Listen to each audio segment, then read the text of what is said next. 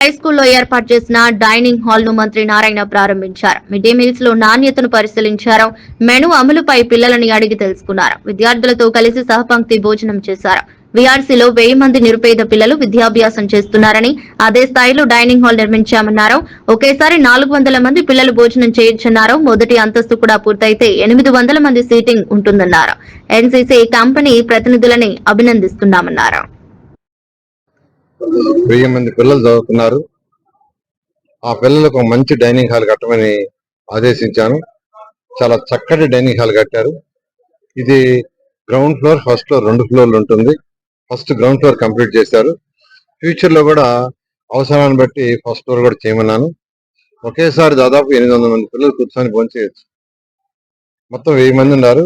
ప్రస్తుతం అయితే 5వ తరగతి వరకు ఒకసారి పెడుతున్నట్టున్నారు. 6th క్లాస్ నుంచి 10th క్లాస్ దాకా ఒకసారి ఏర్పాటు చేసుకుంటున్నారు. ఈ రోజు ఆ డైనింగ్ హాల్ చూస్తే చాలా చాలా చాలా చక్కగా ఉంది. కార్పొరేట్ స్కూల్స్ డైనింగ్ హాల్ లేకుంటే చాలా చక్కగా తీర్చిదిద్దారు. దీన్ని ఎన్సీసీ గ్రూప్ వాళ్ళు తీర్చిదిద్దారు. ఆ ఎన్సీసీ గ్రూప్ వాళ్ళని ప్రత్యేకంగా అభినందిస్తున్నాను. ఆ పిల్లలతో కూర్చొని భోంచేస్తుంటే వాళ్ళ ఆనందానికి హద్దులు లేదు. చదువు బ్రహ్మాండంగా ఉంది అంటున్నారు. ఇక్కడికి వచ్చిన 1000 పిల్లలందరూ డిఫరెంట్ స్కూల్స్ నుంచి వచ్చారు. ఒక స్కూల్ కాదు, అనేక స్కూల్స్ నుంచి వచ్చారు.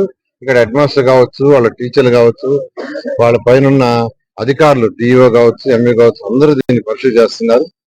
మా పాప కూడా షర్ని కూడా రెగ్యులర్ గా హెడ్ మాస్టర్ వాళ్ళతో మాట్లాడి పరిశీలి చేస్తుంది. మధ్యాహ్న భోజనం నేను కూడా భోజనం చేశాను. చాలా చక్కగా ఉంది. పిల్లలందరిని అడిగితే చాలా చక్కగా ఉంది సార్, అరటిముండి ఇస్తున్నారు, ఎగ్ ఇస్తున్నారు, ఫుడ్ చక్కగా పెడుతున్నారు. వాళ్ళ ఆనందానికి హద్దులు లేవు. అక్కడక్కడ కొందరు బయట వాళ్ళు వైసీపీ నాయకులు మాట్లాడుతున్నారు. తిని చూడాలి, తిని చూస్తే తెలుస్తుంది. ఈరోజు నేను పిల్లలతో కలిసి భోంచేయడం జరిగింది.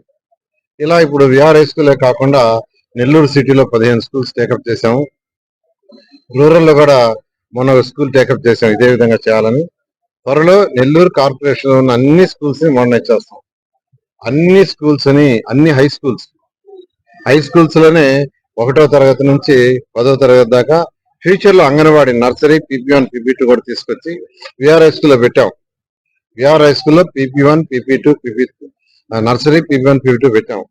అదే విధంగా అన్ని స్కూల్స్ వచ్చేసి పిల్లలకి మంచి ఎడ్యుకేషన్ జరుగుతుంది. ఎందుకంటే పేదరికాన్ని పోగొట్టాలంటే ఒకటి ఎడ్యుకేషనే.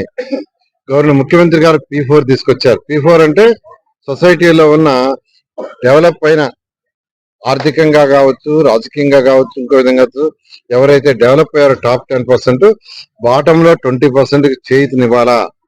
ఆ యొక్క P4 ప్రోగ్రామ్ ఇక్కడ ఇంప్లిమెంట్ చేశాం. ఈ 15 స్కూల్స్ లో కూడా P4 ప్రోగ్రామ్ లానే అట్లా వేమిరెడ్డి ప్రభాకర్ రెడ్డి ఎంపీ గారిని ఒక స్కూల్ చేయమని రిక్వెస్ట్ చేశాను. ఆయన తీసుకున్నారు. ఆర్ఎస్ఆర్ స్కూల్ చేస్తున్నారు. అదే విధంగా బీదా మస్తాన్ రావు గారు, రాజ్యసభ మెంబరు, ఆయన స్కూల్ తీసుకొని చేస్తున్నారు. అదే విధంగా రెడ్డి ల్యాబ్స్ ప్రసాద్ రెడ్డి గారు, ఆయన స్కూల్ తీసుకొని చేస్తున్నారు. జిగ్మా వాళ్ళు ఒక స్కూల్ చేస్తున్నారు. టీవీఎస్ కంపెనీ వాళ్ళు ఒక స్కూల్ తీసుకొని చేస్తున్నారు.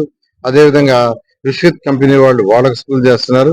ఇట్లా అనేక మంది ఎవరైతే నాకు తెలిసిన వాళ్ళు ఉండారో, ఉన్నత స్థాయికి పోయిండారో వాళ్ళందరినీ నేను అడగటం జరిగింది.